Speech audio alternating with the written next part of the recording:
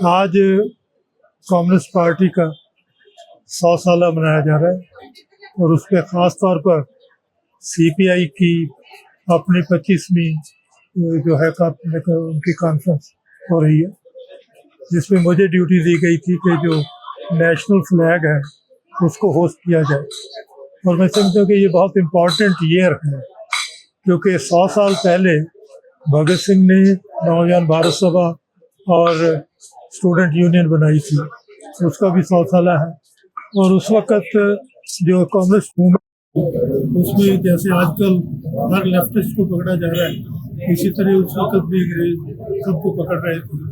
और ये भी एक देखने वाली चीज़ है कि जब पहला केस को कानपुर में बॉल्शेविक कॉन्स्पिरेसी केस चला, तो उस वक़्त भगत सिंह वहाँ उसको बात कर रहे थे। तो उनकी जो पूरी मतलब आगे सोचने की है उस पर भी प्रभाव है। लेकिन जो सबसे ज़्यादा याद रखने वाला है कि भगत सिंह के जो पॉलिटिकल काम है, उससे पहले उन्होंने नौजवान भारत सभा बनाई, और नौजवान भारत सभा के उन्होंने 4 असूल बनाए, वो आज भी नौजवानों को पहली बात उन्होंने कही कि नौजवानों को सबसे पहले अपनी कमजोरियों के खिलाफ लड़ना होगा, और फिर दूसरी लड़ाई जो है वो अंग्रेज के खिलाफ है। तो अपनी कमजोरियों को डिफाइन करते हुए उन्होंने कहा कि नौजवानों को धर्म की जो संकीर्णता है उससे अपने आप को बरी करना है, जात पात से बरी करना है, क्योंकि वो डिवाइड करती है। तीसरा है कि महिलाओं को बराबर हिस्सेदारी देंगे तभी आज़ादी का युग है। और ये बड़ी इंटरेस्टिंग बात है कि उस वक्त मतलब उन्होंने जो स्टूडेंट यूनियन थी उसके 900 स्टूडेंट मेंबर थे पूरे लाहौर से, तो उसकी जो प्रेसिडेंट बनाया वो मनमोहनी बख्शी को बनाया, एक लड़की, और उसकी आत्मकथा ने लिखा है। तो मैं तो सिर्फ अकेली थी, लेकिन मुझे इसलिए उत्साहित किया गया। तो एक चौथा जो है कि नौजवानों को हर चीज़ का कारण समझना, ये साइंस एप्लीकेबल है, क्योंकि जब तक साइंटिफिक माइंड नहीं होगा तब तक हम उन चीज़ों को विश्लेषण करते हैं उसका, क्योंकि अगर आप कारण जानते हैं तो उसका सोल्यूशन भी। और 5वीं बात उन्होंने कही कि हम राज क्यों बदलना चाहते हैं, क्योंकि अंग्रेज राज ने इतनी नाबराबरी, आर्थिक नाबराबरी पैदा कर दी है कि मतलब उसका राज और उसको बदलते ही, और उसका जो साइंटिफिक इलाज है वो समाजवाद। इसलिए भगत सिंह ने अपनी पार्टी के नाम में हिंदुस्तान सोशलिस्ट रिपब्लिकन पार्टी बनाया और समाजवाद को प्रचारा कि हमें किसी और उसमें उनका एक जगह ये बड़ा ह्यूमरसली था कि जो लोग, क्योंकि उनका बहुत बड़ा इम्पोर्टेंट आर्टिकल कि इस वक्त के 3 तरह के लीडर हैं।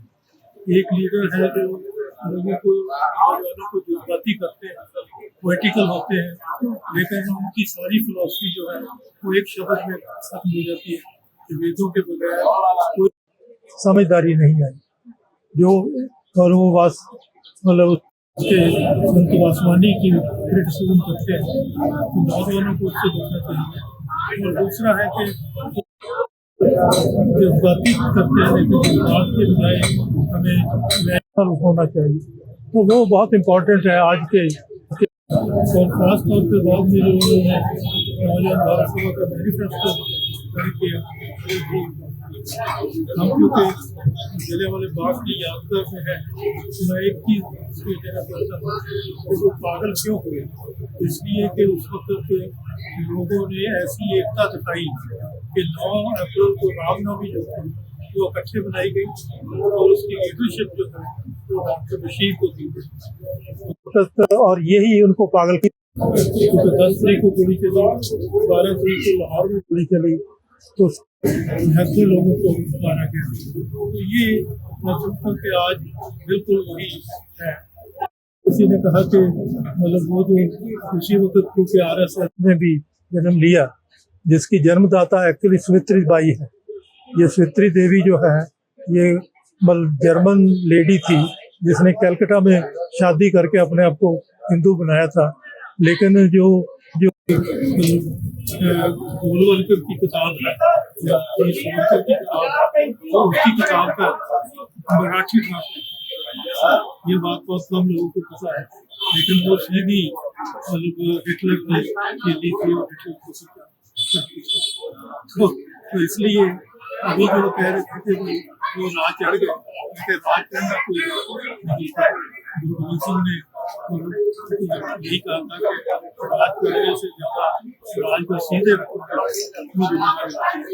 लेफ्ट मूवमेंट हमेशा वो सीधे।